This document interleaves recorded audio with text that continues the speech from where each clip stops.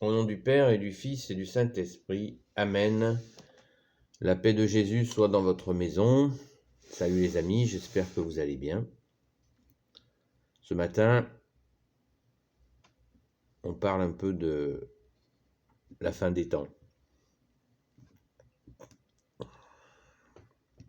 Alors, la fin des temps, en se promenant sur Internet, on y rencontre beaucoup de choses et beaucoup d'exagérations.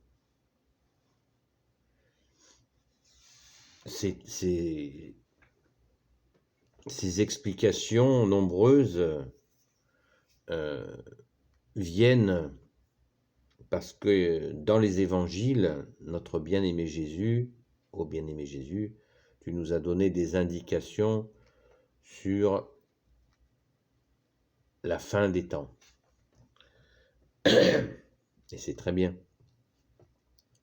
C'est très bien car ça nous donne une perspective qui est les étapes du plan de Dieu. J'en ai déjà parlé dans pas mal de mes vidéos. Et puis, c'est pas moi qui les ai inventées, hein. Les étapes du plan de Dieu, elles sont dans les évangiles, donc vous pouvez les lire et vous comprendrez les étapes. Pour faire très court, le mal va être éradiqué de la terre et par des étapes.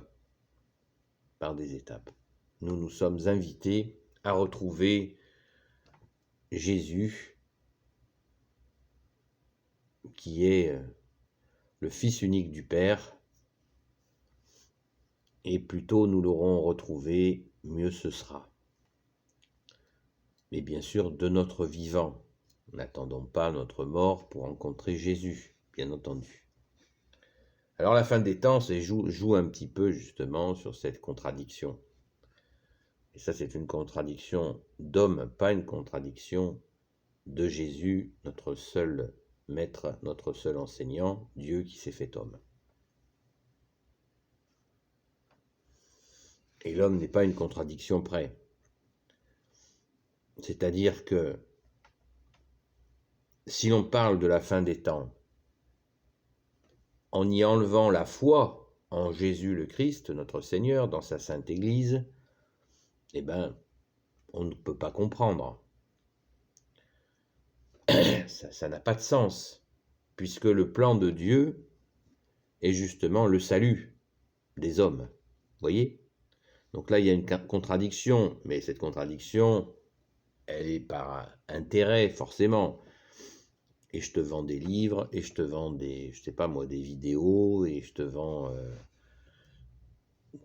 tout simplement de l'agitation. Voilà. Le danger, il est juste là.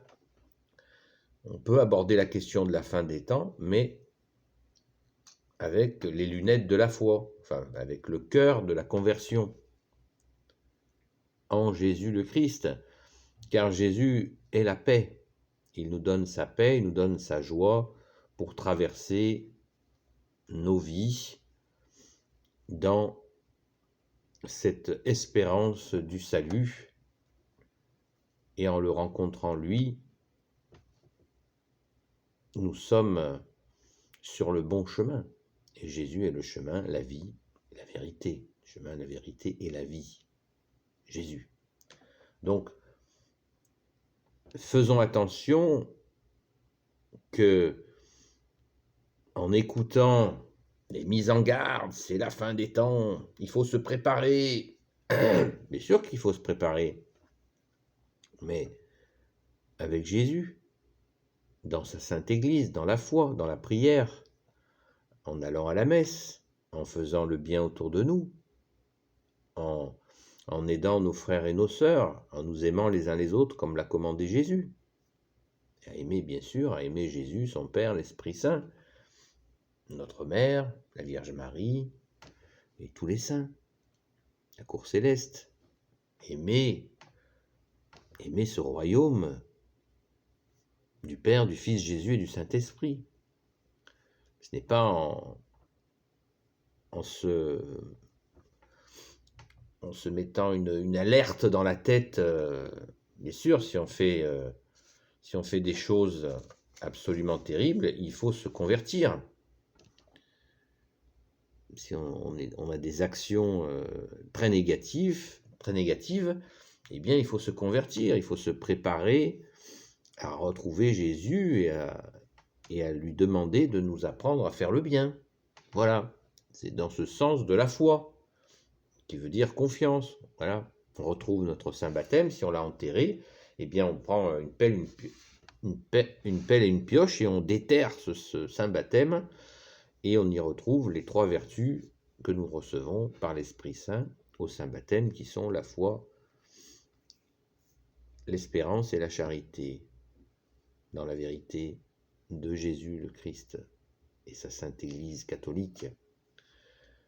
Voilà, donc quand on parle d'eschatologie, c'est un gros mot, énorme gros mot, qui veut dire l'étude de la fin des temps. Voilà, ça ne veut rien dire d'autre, l'eschatologie. Oui, je vais vous parler de l'eschatologie. Voilà, se la jouer, on peut faire, hein, c'est pas un souci. Mais attention, l'eschatologie n'est pas là pour... Normalement, elle n'est pas là pour vous foutre la trouille. L'eschatologie, étude de la fin des temps, étude de l'Apocalypse, qui est donc le livre de l'Apocalypse, nous donne des indications sur cette fin des temps. Voilà. Mais tranquille,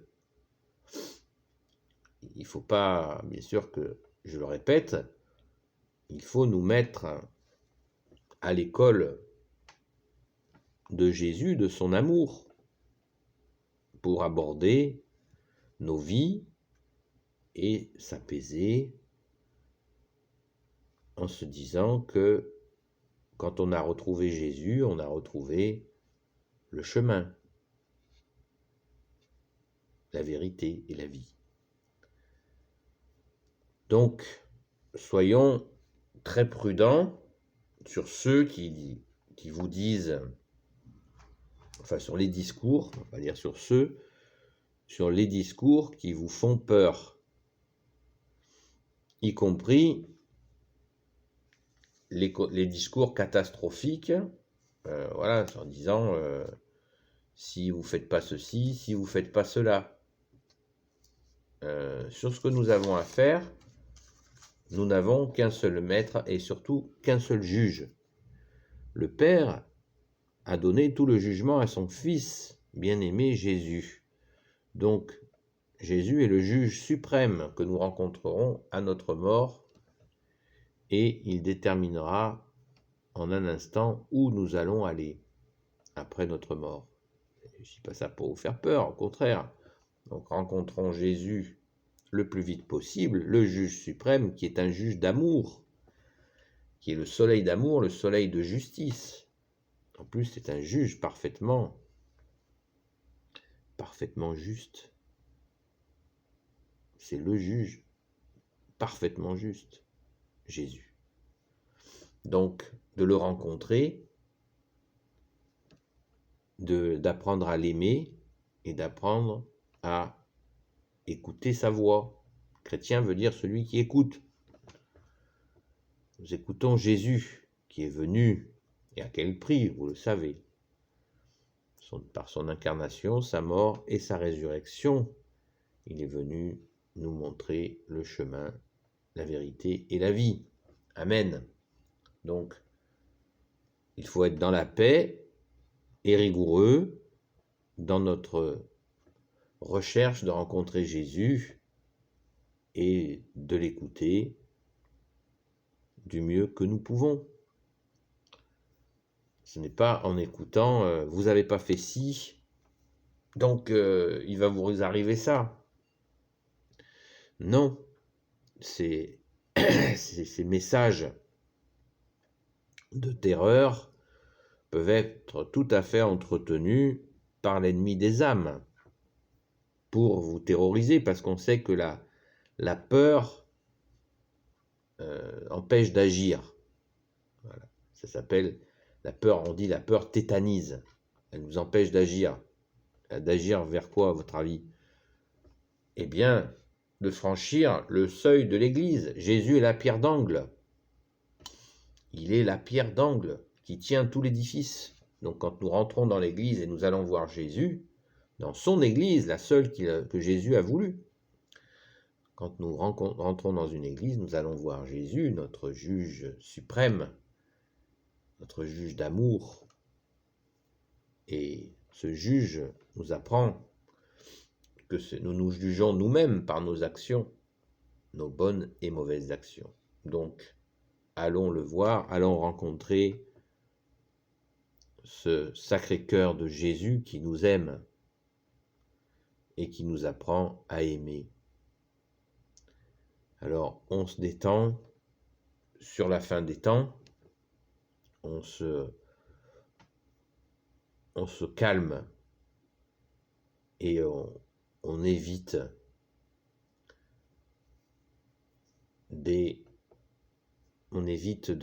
d'écouter des conseils de terreur. Voilà. Ce qui nous fait paniquer ne peut pas être du bon Dieu.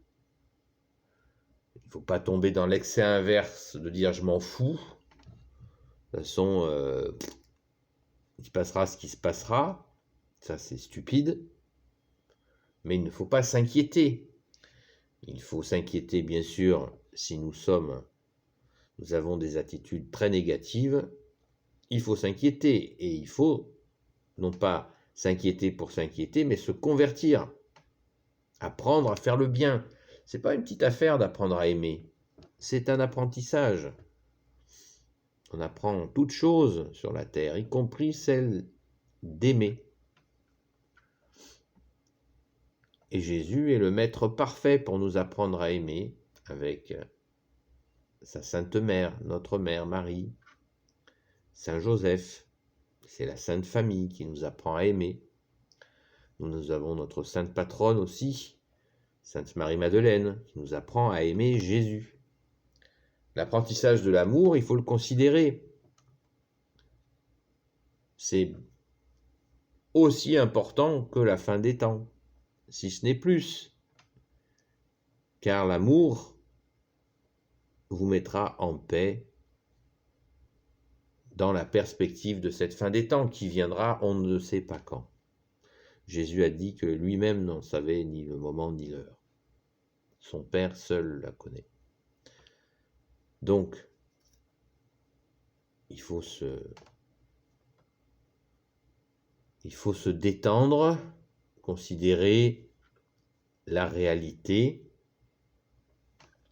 et se mettre au travail dans le sens de la prière, aller à la Sainte Messe, retrouver, remettre Dieu qui est Jésus, qui est le bon Dieu avec son Père et l'Esprit Saint, remettre Dieu dans nos vies, tout simplement, mais pas avec un marteau, avec amour, en apprenant à aimer. Ainsi, nous retrouverons ce qui s'appelle la sérénité, c'est la quiétude, et vous goûterez l'allégresse de l'Église catholique. Oui, bien sûr, je vois déjà certains balancer une avalanche de poubelles dès l'instant où on prononce le mot Église catholique, parce que pendant des siècles, il y a des petits malins qui ont fait la promotion de soi-disant crimes de l'Église en rajoutant ou en les sortant de leur contexte, ce qui est absolument malhonnête. L'Église catholique est composée d'hommes. Il y a eu certainement des choses qui ont été faites qui n'étaient pas terribles, mais le bilan de la Sainte Église catholique est infiniment positif et il continue de l'être, quoi qu'on en dise. Car quand on vous donne une information, par exemple en vous disant que les Cathares ont été massacrés, on ne vous dit pas ce qu'était effectivement la théorie cathare, qui était épouvantable. Épouvantable, et les gens devenaient fous. Donc l'Église a mis fin, et d'ailleurs avec énormément d'appels à l'apaisement, à sortir dans la paix, à stopper cette pratique qui était mortifère, y compris sur les enfants. Alors, voilà, ne nous faisons pas piéger par des informations sorties de leur contexte. À des moments, l'Église a réagi d'une façon très forte face à des folies humaines meurtrières, mortifères. Et elle a bien fait, parce qu'il s'agissait de protéger les innocents, ce qui a été le cas pour les Cathares. Et dans bien d'autres situations, mais là je ne vais pas vous faire un cours d'histoire, mais c'est simplement pour dire que cette espèce de culte du rejet de la Sainte Église catholique est fondée sur des mensonges. Nous avons besoin de l'Église qu'a voulu Jésus. Elle est immaculée dans le sens où c'est Jésus qui en est la tête et Marie qui en est la mère de l'Église. Donc, faisons confiance. Je vous l'ai dit 50 000 fois. Bien sûr, il y a des tensions, il y a des choses, c'est des hommes, et on n'est pas obligé de rester au même endroit, on peut aller à un autre endroit, toujours dans la même Église catholique. Il y a énormément de différences, mais surtout rejoignons-la, rejoignons l'Église qui nous permet de grandir en Jésus, par Jésus et pour Jésus, et aussi bien sûr pour nous-mêmes et nos familles, nos proches. Voilà les amis, donc la fin des temps, n'ayons pas peur, vous connaissez la formule, ne pas avoir peur, la peur tétanise, elle ne sert à rien, et elle vous laisse dans votre, vous connaissez la suite. Donc ne restons pas dans nos difficultés, apprenons à aimer. Apprendre à aimer, moi je ne savais pas, je ne savais pas qu'il fallait apprendre à aimer. Et ben, ma vie m'a montré que oui, c'est un apprentissage. On apprend à aimer. Merci Jésus. Je dis pas que ça y est, je maîtrise, non, c'est pas vrai. Mais j'apprends. Merci Jésus par ta grâce, alléluia. Voilà les amis, j'espère que cette vidéo sur la fin des temps, parce que je vois que il y en a pas mal qui en font leur chou gras. Faites confiance à Jésus pour aborder cette question de la fin des temps. Et Jésus, on va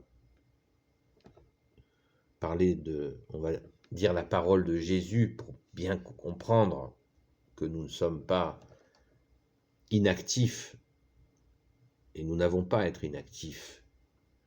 Jésus nous dit veillez et priez.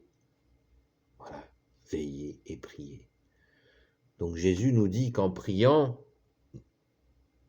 la nuit et le jour, pas sans arrêt toute la nuit, je veux dire, on se réveille un quart d'heure, une demi-heure, on prie quand on peut, et la nuit, et le jour on peut prier régulièrement, pas toute la journée non plus. Jésus nous dit, veillez et priez afin de ne pas tomber en tentation, c'est-à-dire que quand le mal nous incite à faire le mal, eh bien, en veillant et en priant, nous serons libérés de ces suggestions de MERD. D'accord ? Voilà. il nous suggère, il faut bien comprendre que le mal n'a pas capacité à nous obliger à faire le mal, mais il nous cause aussi à l'oreille, il nous suggère ces saloperies. Voilà, comprenez bien ça. Il nous fait sans arrêt des suggestions pourries. Donc, en priant, nous ne l'écoutons pas. Nous écoutons la voix du bon berger. La brebis connaît la voix du berger. Dans son cœur, nous écoutons Jésus. Voilà, amen. D'accord? Voilà, donc la fin des temps, si c'est pour demain matin ou je ne sais pas quand, ou tout à l'heure, on n'en sait rien, eh bien, soyons dans la prière. Dans la prière et dans cette recherche de rencontrer le bon berger Jésus. Amen. Rencontrons le bon berger, celui qui nous aime, celui qui a donné sa vie pour nous. Et ainsi nous serons apaisés, tranquilles. Voilà les amis, on pourrait en parler pendant des heures sur ces questions-là. Et détendez-vous. Il vaut mieux passer une demi-heure à dire un chapelet que passer 2 heures à regarder une vidéo qui vous fait flipper. Voilà, c'est pas compliqué. Il vaut mieux prier que de passer des plombes à regarder des vidéos qui vont vous inquiéter, des vidéos anxiogènes, qui vont vous donner de l'anxiété, de la peur, de l'inquiétude.